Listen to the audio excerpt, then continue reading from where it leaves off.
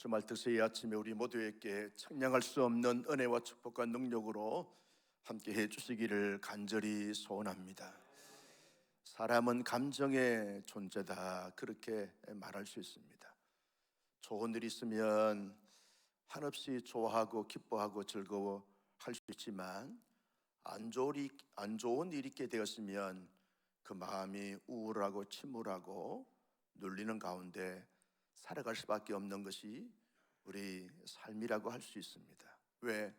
감정의 존재이기 때문에 그러합니다. 감정을 초월하여, 환경을 초월하여, 여건을 초월하여 산다는 것이 결코 쉽지 않은 것을 보게 되었습니다. 그런데 하나님의 사람 바울을 보면 정말 환경과 형편과 처지 여건을 초월하여 인간의 감정을 초월하여 살아가는 정말 시대에 하나님의 사람으로서 보다 멋진 그런 삶의 모습을 보여주고 있는 것을 보게 되었습니다. 바울은 오늘 이렇게 말씀을 시작합니다. 크게 기뻐하노라. 크게 기뻐하노라. 여러분, 바울이 지금 크게 기뻐할 수 있는 감정과 형편과 처지 여건이겠습니까? 그렇지 않습니다. 바울은 지금 어디에 있습니까? 로마 감옥에 갇혀 있습니다. 감옥 생활이 어떤가요? 여러분, 모든 것이 제한되어 있고 모든 것이 열악하고 모든 것이 부족하고 모든 것이 구속되어 있는 가운데 살아갈 수밖에 없는 것이 감옥 아닙니까? 지금의 감옥은 가보니까 뭐 보일러도 뜨거운 물도 다 이렇게 잘 나오고 시설도 이게 감옥 아닌지 감옥 밖인지 구분할 수 없을 정도로 잘 되어 있는 것을 보게 되었습니다. 총회 교정 선교회 위원장 사역을 1년 동안 했는데 전국에 있는 몇몇 이 교도소에 가서 예배를 인도하면서 보니까 감옥 안에 있는 이 예배당이 온사랑교회 시설보다 훨씬 더 좋아요. 온사람끼리는 지하지만 그들은 지상에 있더라고. 그런데 여러분, 당시 로마의 감옥은 결코 지금처럼 좋은 시설이 편리한 시설로 되어 있는 것이 아닙니다. 모든 것이 열악하고 힘든 것이죠. 그리고 바울에게는 앞날과 장래가 이렇게 그림이 그려지거나 어떤 희망이 있거나 어떤 기대감이 있는 그런 상황이 아닙니다. 언제 어떻게 될지 모르는 아주 불안한 그런 환경, 형편, 처지였습니다. 그런데도 불구하고 바울은 크게 기뻐한다, 그렇게 고백하고 있습니다. 기뻐할 수 있는 감정도 아니고 기뻐할 수 있는 형편도 처지도 아니고 기뻐할 수 있는 미래도 아닌데도 불구하고 나는 크게 기뻐한다, 그렇게 고백하고 있습니다. 바울은 우리와 성정이 다른 사람입니까? 그렇지 않습니다. 우리와 똑같은 감정과 그리고 기분과 그리고 형편과 처지를 그대로 느낄 수 있고 고백할 수 있고 살아갈 수밖에 없는 그런 인생인데도 불구하고 도저히 기뻐할 수 없는 형편과 처지 여건임에도 불구하고 나는 크게 기뻐한다. 그냥 기뻐한다고도 말하지 않았어요. 크게 기뻐한다. 이 말은 언제나 기뻐한다, 모든 것을 초월하여 기뻐한다, 대단히 기뻐한다, 놀랍도록 기뻐한다, 이런 의미들이 아니겠습니까? 바울이 어떻게 해서 우리와 똑같은 성격을 가진 사람인데도 불구하고 나는 크게 기뻐한다라고 그렇게 말할 수 있는 것입니까? 바울이 기뻐할 수 있었던 그 원인이 어디에 있습니까? 바울은 이렇게 말합니다. 나는 주 안에서 크게 기뻐한다. 주님 안에 있어 보니까 감옥 밖에 있을 때도 주 안에 있었고 감옥 안에 있을 때도 주 안에 있었다는 거예요. 언제나 바울의 마음과 생각과 바울의 삶 자체는 주님 안에 거하게 되어지니까 여기에도 주님의 인도하심이 있고 주님의 섭리 가운데 있고 주님의 역사하심이 있고 주님의 비전이 있을 것이다 하는 이런 믿음이 생기게 되어지면서 항상 주님을 먼저 생각하고 주님의 의도를 생각하고 주님의 역사를 기대하게 되었으니까 감옥 밖에 있을 때도 항상 기뻐할 수 있었고 감옥 안에 있을 때도 크게 기뻐하는 이런 삶의 모습을 바울이 가졌던 것을 보게 되었습니다. 바울이요, 왜 크게 기뻐할 수 있었는가 하면 바울의 신앙이 아주 이렇게 성장이 되고 성숙이 되어졌던 것을 보게 되었습니다. 여러분, 성숙이냐 미성숙이냐라고 하는 차이가 어디에 있습니까? 예수 믿은 지 오래됐기 때문에 성숙합니까? 몇 대째 신앙의 어떤 가문에서 태어나서 믿음 생활했기 때문에 성숙합니까? 많은 것을 배웠기 때문에 성숙합니까? 성숙이냐 미성숙이냐라고 하는 사실을 보면 신앙생활에 드러나는 모습들을 보면 알 수 있는 것입니다. 입술의 고백을 보면 그가 무엇을 생각하는지 어떻게 생각하는지 어떻게 살아가는지를 보면 아, 저 사람은 성숙한 사람이다, 저 사람은 미성숙하구나 하는 것을 우리가 구분할 수 있게 되어지고 판단할 수 있게 되어진다는 것입니다. 여러분, 미성숙한 사람들은 조금만 힘들고 어렵고 불편하면 자기도 모르는 사이에 막 거침없이 불평이 나오고 원망이 나오고 짜증이 나오는 것이죠. 그러면서 쉽게 낙심하고 좌절하고 절망하고 포기하는, 중단하는 이런 모습들을 가진 사람은 성숙하다고 말할 수가 없는 것이죠. 성숙한 사람들은 어떤 형편과 처지와 여건에 있든지 간에 언제나 담담하고 초연해 가면서 잘 견디고 버티면서 극복하면서 마침내 본인의 삶을 통해서 이루어야 할 것을 이루어내는 이런 삶의 모습을 가지고 살아가는 사람들을 가리켜서 성숙한 사람이다, 그렇게 말하게 되었습니다. 바울이 얼마나 성숙했는지 나는 자족하기를 배웠노라 그랬어요. 나는 자족한다고 그랬어요.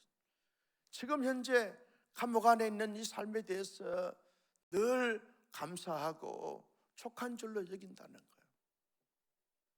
앞으로도 감옥에 나가서 어떤 삶의 형편과 처지 여건에 있든지 간에 항상 자족의 삶을 살아가겠노라, 살아왔고 살고 있고 살아가겠노라고 고백하고 있습니다. 얼마나 성숙한 사람입니까? 여러분, 바울은 그냥 성숙해진 사람이 아닙니다. 일치의 비결을 배움으로 말미암아 환난을 당할 때는 이때 주님을 깊이 생각하면서 주님을 배운 거죠. 배고플 때는 주님께서 40일 동안 금식할 때 얼마나 힘들었을까 주님을 배우는 것이죠. 배부를 때는 주님이 항상 이 500리의 기적을 통해서 많은 사람들을 먹이고도 12광주리가 남는 이런 기적을 체험하면서 배고픔의 기쁨과 한의가 뭔지를 바울이 배웠던 것이죠. 자기의 형편과 처지 여건에 있을 때 주님을 늘 생각하면서 주님을 묵상하면서 일치의 비결을 배웠어요. 견디어내는, 감당해가는, 이루어내는, 승리해가는 이런 삶의 모든 것을 일치의 비결을 배우다 보니까 자족하게 되어지는 이런 성숙함을 바울이 가졌기 때문에 웬만해서는 우울하거나 침울하거나 슬퍼하거나 낙심하거나 좌절 절망하지 아니하고 늘 체연하고 초연해 가면서 늘 기뻐하는 이런 삶의 모습을 가졌던 것을 보게 되었습니다. 여러분, 바울이 왜 크게 기뻐했노라 그렇게 말씀하고 있습니까? 바울이 하나님의 능력에 대한 믿음과 확신 때문에 그렇습니다. 나는 능력하기 때문에 할 수 있는 것보다 할 수 없는 것이 많지만 나는 가능한 것을 늘 내다보는 부분에 있어서 늘 한계선상에서 부닥치고 힘들어하지만 그러나 내게 능력을 주시면 내가 모든 것을 할 수 있느니라. 이게 믿음이라는 거예요. 바울의 믿음이라는 거예요. 하나님에 대한 분명한 선명한 믿음, 확신이 있었다는 거예요. 나는 할 수 없지만, 나는 부족하지만, 나는 연약하지만, 나는 얼마든지 원망과 불평을 짜증을 낼 수 있지만 내게 능력 주신 자 안에서 내가 모든 것을 할 수 있느니라. 어떤 감정과 어떤 기분과 어떤 형편과 어떤 처지, 어떤 조건이 있든지 간에 나는 모든 것을 기뻐하면서 감당해가는 이런 삶을 살게 되었노라 라고 그렇게 고백하고 있습니다. 여러분, 우리가 할 수 있는 것보다 할 수 없는 것이 훨씬 더 많지 않습니까? 그래서 늘 한계선상에서 힘들어하는 것이 우리의 삶의 모습 아닙니까? 그런데 바울도 똑같이 얘기했어요. 얼마나 바울이 상처가 많았으면 자기의 지난 과거에 대해서 다 이렇게 고백을 했습니까? 얼마나 많은 고난을 당하면서 힘들고 어려웠으면 내가 이렇게 매를 맞고 이렇게 죽음의 고비를 많이 겪었다고 그렇게 고백하고 있는 것입니까? 바울의 인간의 한계 선상에서 부딪히는 자기의 감정과 솔직한 심정을 토로하고 있는 것이죠. 그런데 빌립보서에 와가지고는 바울이 이렇게 말합니다. 내게 능력 주신 자 안에서 내가 모든 것을 할 수 있느니라. 제가 이 말씀을 묵상하면서 모든 것이라고 하는 이 단어 속에 바울이 무엇을 대입을 시켰을까? 바울의 지금 처해 있는 모든 한계선상 다 거기에 포함되어 있지 않습니까? 불확실한 미래에 대한 모든 부분들도 다 거기에 포함되어 있습니다. 하나님이 내게 능력을 주시면, 내게 지혜를 주시면, 내게 하나님이 역사해 주시면 내가 모든 것을 감당할 수 있다. 모든 것을 이길 수 있고, 모든 것을 극복할 수 있고, 모든 것을 헤쳐나갈 수 있고, 모든 것을 이룰 수 있다.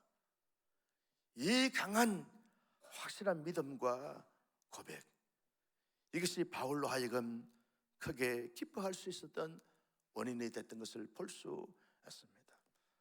바울도요, 이런 믿음이 없으면, 하나님에 대한 믿음과 확신이 없으면 너는 연약한 사람처럼 조금만 힘들고 불편하면 원망하고 불평과 짜증을 낼 수밖에 없는 그런 인생을 살게 될 수 있지만, 내게 능력 주신 자는 내가 모든 것을 할 수 있다라고 하는 이 강한 믿음과 확신 때문에 모든 것을 초월하여 크게 기뻐할 수 있던 바울이 되어진 것을 볼 수 있습니다. 바울이요, 크게 기뻐할 수 있었던 이유가 뭡니까? 사랑하는 빌립보 교회 성도들과 함께 한 지체가 돼서 서로 돕고 섬기면서 나누면서 함께하는 이 동력자들이 있었기 때문에 바울이 크게 기뻐할 수 있었던 것을 볼 수 있습니다. 바울과 빌립보 교회 성도들은 진정한 멘토와 멘티가 되었어요. 멘토와 프로테저가 되어졌어요. 바울은요, 빌립보 교회 성도들을 여러분 2차 선교 여행을 통해서 개척하여 세운 교회가 빌립보 교회 아닙니까? 루디아가 시작이 되어져서 선교가 난 교회가 이 빌립보 교회 공동체인데, 빌립보에서 바울이 사역을 다 마치고 난 다음에 여러분 바울이 데살로니가 지역으로 갔을 때, 데살로니가 지역에 갔을 때 거기에 필요한 모든 재정적 지원을 빌립보 교회가 해준 거죠.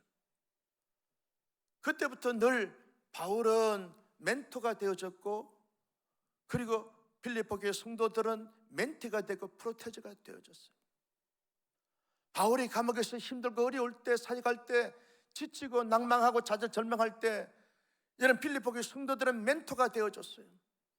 힘내십시오. 우리가 당신을 위해서 기도하고 있습니다. 물질이 필요합니까? 물질을 보내드리겠습니다. 그래서 여러 차례 어떤 교회도 바울을 돌보지 않았는데 빌립보 교회만큼은 바울이 선교할 때 필요한 모든 재정적 지원을 아낌없이 다 했어요. 빌립보 교회 성도들이 부유해서 물질이 넉넉해서가 아닙니다. 그들도 심히 가난하고 힘들고 모자랐지만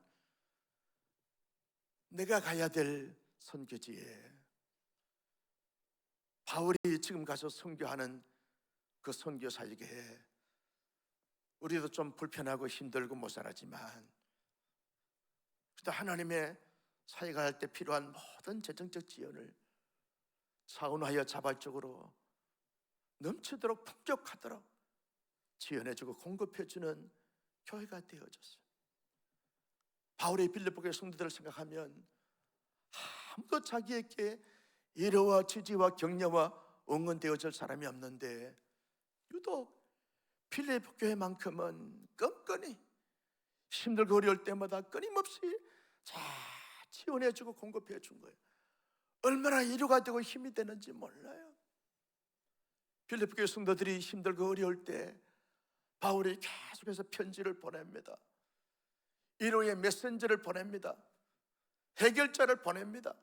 그러면서 건강한 교회로, 성숙한 교회로 바울이 최선을 다하여 빌립보 교회를 세웠고, 빌립보 교회는 바울이 필요한 모든 사역의 모든 부분들을 다 공급해 주면서 너무너무 진정한 사랑과 온전한 사랑과 영원한 사랑과 끈끈한 사랑과 확실한 사랑이 이 바울과 빌립보 교회 성도들과 관계 속에서 이루어지게 되어진 것이죠.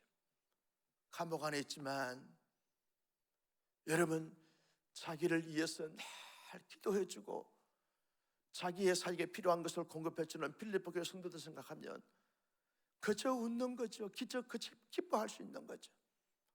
그저 힘이 나는 것입니다. 그저 용기가 나면서 주어진 모든 형편과 처지를 견딜 수 있고 감당할 수 있게 되어지는 이런 가운데 바울은 크게 기뻐한다, 그렇게 말씀할 수 있습니다. 바울이 크게 기뻐할 수 있던 이유가 뭡니까? 바울은요, 하나님으로 충만하고 예수로 충만하고 성령으로 충만하다 보니까 여러분, 감옥 밖에 있는 빌립보 교회 성도들을 축복할 수가 있었어요. 하나님, 저들에게 충만한 은혜를 나뉘어 주시고 풍성한 복을 저들에게 허락해 주십시오. 마음껏 축복할 수가 있었어요. 여러분, 축복을 받는 사람들은 기뻐할 수 없지만 축복하는 사람은 기뻐할 수 있어요. 6월달 이 설교 본문은 민수기 말씀을 지금 살펴보고 있는데, 여러분, 돌아오는 내일은, 그리고 다음 주, 그 다음 주는 제사장으로 살라, 그렇게 제 제목을 잡았는데, 여러분, 제사장은 축복하는 사람 아닙니까? 축복하는 사람은 기뻐할 수 있고 즐거워할 수 있는 거죠. 축복을 받는 사람은 기뻐하지 못하고 즐거워하지 못할 수 있지만 축복하는 사람은 기뻐할 수 있어요. 여러분, 우리 하나님은 하나님의 사람들을 축복하기 때문에 하나님은 항상 여러분 기뻐하고 즐거워하는 줄로 믿으시기를 축복합니다. 여러분, 목회자들은 늘 성도들을 축복하잖아요. 하나님, 온사랑교회 모든 교들을 축복해 주시옵소서. 축복하는 목사는 기뻐할 수 있고 즐거워할 수 있는 거죠. 부모가 자녀들을 축복합니다. 여러분, 자녀는 공부 때문에 스트레스 받고 인간관계 때문에 정말 못쓸 친구들 때문에 괴로워하고 고통스러워하지만 축복하는 부모는 기뻐할 수 있고 즐거워할 수 있는 거죠. 바울은 감옥 안에서 빌립보 교회 성도들과 여타 이 말씀을 받는 모든 성도들을 주님의 이름으로 하나님의 능력으로 마음껏 축복하니까 크게 기뻐할 수 있었던 바울이 되어진 것을 볼 수 있습니다. 사랑하는 성도 여러분, 크게 기뻐하고 즐거워하고 있는, 항상 기뻐하고 있는 이 바울을 보면서 어떤 마음과 생각이 드십니까? 오늘 어떤 사람들은 지금의 삶의 모습 속에서 과연 내가 기뻐하고 즐거워할 수 있는가? 내 건강 상태가 이러하고 우리의 경제 형편이 이러하고 인간관계가 이러하고 저러한데 이런 가운데서 과연 기뻐할 수 있는가? 나도 감정의 존재인데 크게 기뻐할 수 있는가? 이렇게 힘들고 어렵고 불편한데 무슨 가능성이 있고 무슨 희망이 있기에 기뻐하고 즐거워할 수 있는가? 그렇게 마음을 가질 수도 있고 느낌을 가질 수도 있는 거죠. 그럼에도 불구하고 바울은 오늘 이 아침에 우리가 도전합니다. 그럼에도 불구하고 모든 것을 초월하여 내가 기뻐하는 이 기쁨처럼 너희도 기뻐하고 크게 기뻐하고 항상 기뻐하라. 이 말씀을 우리 개인에게 주신 레마의 말씀으로 받을 수 있기를 주님의 이름으로 축복합니다. 여러분, 기뻐하면 기뻐할 수 있는 줄로 믿으시기를 축복합니다. 원망하면, 불평하면, 낙심하면 그런 것들밖에 보이지 않지만, 그런 이유들, 그런 핑계들만 보이지 않지만, 여러분, 아주 작은 곳에 지금의 상황 속에서 기뻐하고 즐거워하다 보면 모든 것을 초월하여 기뻐하고 즐거워할 수 있게 되어지는 것입니다. 내가 어떤 가진 것이 많고 이런 것이 많고 잘난 것이 많고 가능성이 있고 희망이 있기 때문에 기뻐하는 것이 아닙니다. 언제나 내 마음과 생각과 내 삶 전체가 주 안에 있게 되었으면 기뻐할 수 있는 줄로 믿습니다. 나의 모든 죄를 주님이 사하여 주셨어요. 이 대속의 은총, 이것만 생각해도 우리는 지금 형편과 저지의 여건 가운데서 모든 것을 초월하게 기뻐할 수 있는 거죠. 그 무엇으로 살 수 없고 이룰 수 없는 진정한 이 대속의 은총 하나만 해도 모든 것을 초월하여 기뻐할 수 있고 감사할 수 있고 즐거워할 수 있는 거죠. 이게 주 안에서 기뻐할 수 있는 이유 아닙니까? 여러분, 우리가 하나님의 사람으로 주님께서 삼아주시고 난 다음에는 내팽개쳐 버렸습니까? 아닙니다.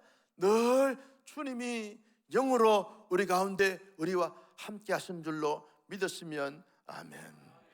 우리를 위해서 늘 하나님의 보좌 우편에서 지금도 주님이 중보하면서 기도하고 계세요.